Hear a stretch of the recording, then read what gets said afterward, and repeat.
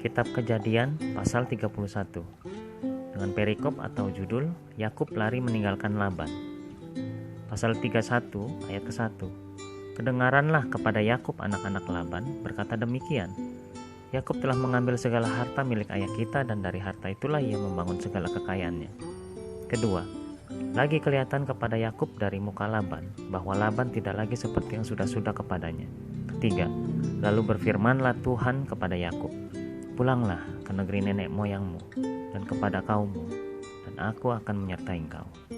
Keempat, sesudah itu Yakub memanggil Rahel dan Lea untuk datang ke padang ke tempat kambing dombanya.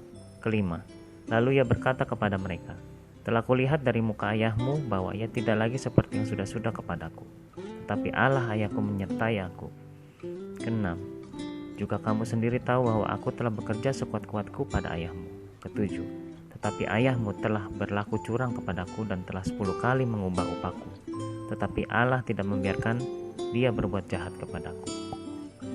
8. Apakah ia berkata, yang berbintik-bintiklah akan menjadi upahmu? Maka segala kambing domba itu beroleh anak yang berbintik-bintik. Dan apabila ia berkata, yang bercoreng-corenglah akan menjadi upahmu, maka segala kambing domba itu beroleh anak yang bercoreng-coreng. 9. Demikianlah Allah mengambil ternak ayahmu dan memberikannya kepadaku. 10. Pada suatu kali, pada masa kambing domba itu suka berkelamin, maka aku bermimpi dan melihat bahwa jantan-jantan yang menjantani kambing domba itu bercoreng-coreng, berbintik-bintik, dan berbelang-belang. 11. Dan malaikat Allah berfirman kepadaku dalam mimpi itu, Yakub. Jawabku, ya Tuhan. 12. Lalu ia berfirman, angkatlah mukamu dan lihatlah bahwa segala jantan yang menjantani kambing domba itu bercoreng-coreng, berbintik-bintik, dan berbelang-belang, sebab telah kulihat semua yang dilakukan oleh Laban itu kepadamu. 13. Akulah Allah yang di Betel itu, di mana engkau mengurapi tugu dan di mana engkau bernazar kepadaku. Maka sekarang bersiaplah engkau, pergilah dari negeri ini dan pulanglah ke negeri sanak saudaramu. 14. Lalu Rahel dan Lea menjawab Yakub, katanya, bukankah tidak ada lagi bagian atau warisan kami dalam rumah ayah kami? Tanda tanya. 15. Bukankah kami ini dianggapnya sebagai orang asing, karena ia telah menjual kami? Tanda tanya. Juga bagian kami telah dihabiskannya sama sekali. 16. Tetapi segala kekayaan yang telah diambil Allah dari ayah kami adalah milik kami dan anak-anak kami. Maka sekarang perbuatlah segala yang difirmankan Allah kepadamu. 17. Lalu bersiaplah Yakub, dinaikkannya anak-anaknya dan istri-istrinya ke atas unta. Ke-18. Digiringnya seluruh ternaknya dan segala apa yang telah diperolehnya, yakni ternak kepunyaannya, yang telah diperolehnya di Padan Aram dengan maksud pergi kepada Ishak ayahnya ke tanah Kanaan. Ke-19. Adapun Laban telah pergi menggunting bulu domba-dombanya, ketika itulah Rahel mencuri terafim ayahnya. Ke-20. Dan Yakub mengakali Laban, orang Aram itu, dengan tidak memberitahukan kepadanya bahwa ia mau lari. 21. Demikianlah ia lari dengan segala harta miliknya. Ia berangkat menyeberangi sungai Efrat dan berjalan menuju pegunungan Gilead. Ayat ke-22 dengan perikop atau judul Laban mengejar Yakub.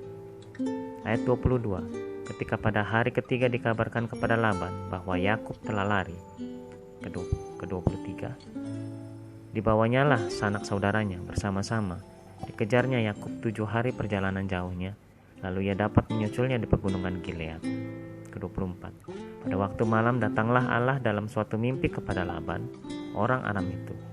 Setelah berfirman kepadanya, jagalah baik-baik supaya engkau jangan mengatai Yakub dengan sepatah kata pun. Ke-25. Ketika Laban sampai kepada Yakub, Yakub telah memasang kemahnya di pegunungan. Juga Laban dan sanak saudaranya telah memasang kemahnya di pegunungan Gilead. Ke-26. Berkatalah Laban kepada Yakub, apakah yang kau perbuat ini? Maka engkau mengakali aku dan mengangkut anak-anakku perempuan sebagai orang tawanan. Tanda tanya. Ke-27. Mengapa engkau lari diam-diam dan mengakali aku? Tanda tanya. Mengapa engkau tidak memberitahu kepadaku, supaya aku mengantarkan engkau dengan sukacita dan nyanyian dengan rebana dan kecapi? Tanda tanya. 28. Lagi pula engkau tidak memberikan aku kesempatan untuk mencium cucu-cucuku laki-laki dan anak-anakku perempuan, Memang bodoh perbuatanmu itu. Ke-29. Aku ini berkuasa untuk berbuat jahat kepadamu, tetapi Allah ayahmu telah berfirman kepadaku tadi malam, jagalah baik-baik, jangan engkau mengatai Yakub dengan sepatah kata pun. Ke-30. Maka sekarang, kalau memang kau harus pergi, semata-mata karena sangat rindu ke rumah ayahmu, mengapa engkau mencuri dewa-dewaku?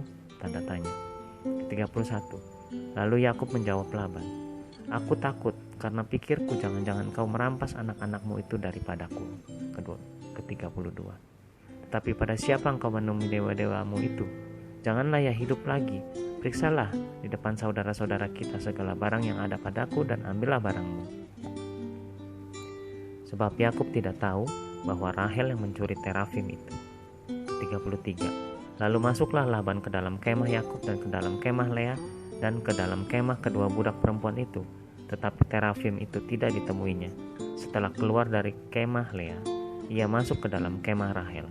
Tetapi Rahel telah mengambil terafim itu dan memasukkannya ke dalam pelana untanya dan duduk di atasnya. Laban menggeledah seluruh kemah itu, tetapi terafim itu tidak ditemuinya. Ke-35. Lalu kata Rahel kepada ayahnya, janganlah bapak marah, karena aku tidak dapat bangun berdiri di depanmu, sebab aku sedang haid. Dan Laban mencari dengan teliti, tetapi ia tidak menemui terafim itu. 36. Lalu hati Yakub panas dan ia bertengkar dengan Laban. Ia berkata kepada Laban, apakah kesalahanku, apakah dosaku, maka engkau memburu aku sehebat itu? Tanda tanya.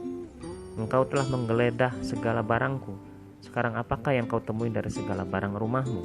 Tanda tanya. Letakkanlah di sini di depan saudara-saudaraku dan saudara-saudaramu, supaya mereka mengadili antara kita berdua. Ke-38.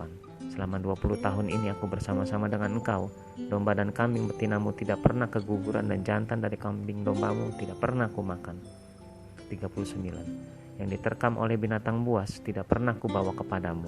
Aku sendiri yang menggantinya. Yang dicuri orang, baik waktu siang, baik waktu malam, selalu engkau tuntut daripadaku. Ke-40.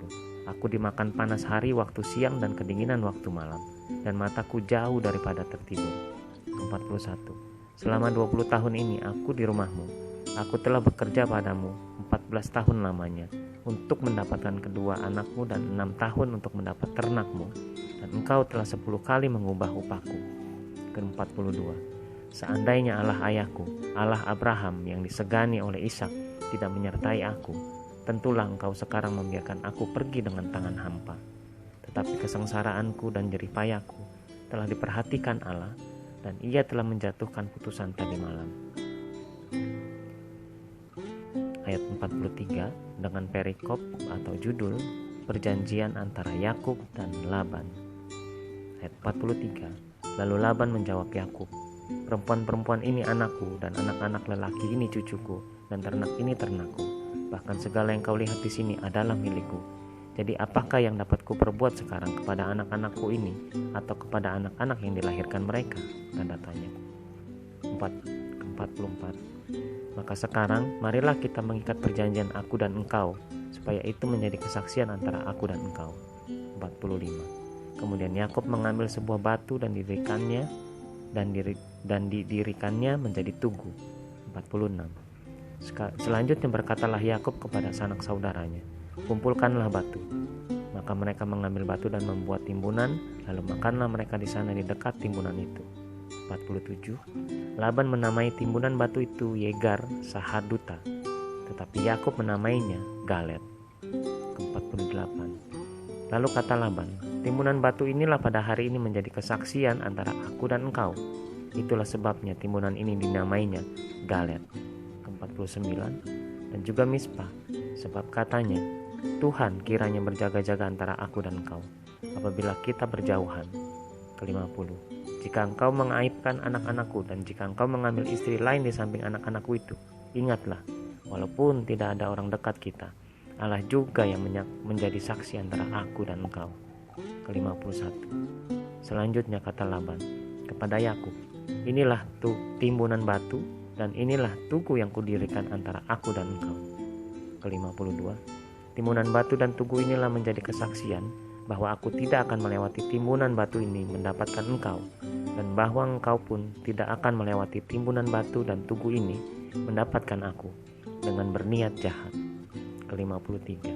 Allah Abraham dan Allah Nahor, Allah ayah mereka, kiranya menjadi hakim antara kita.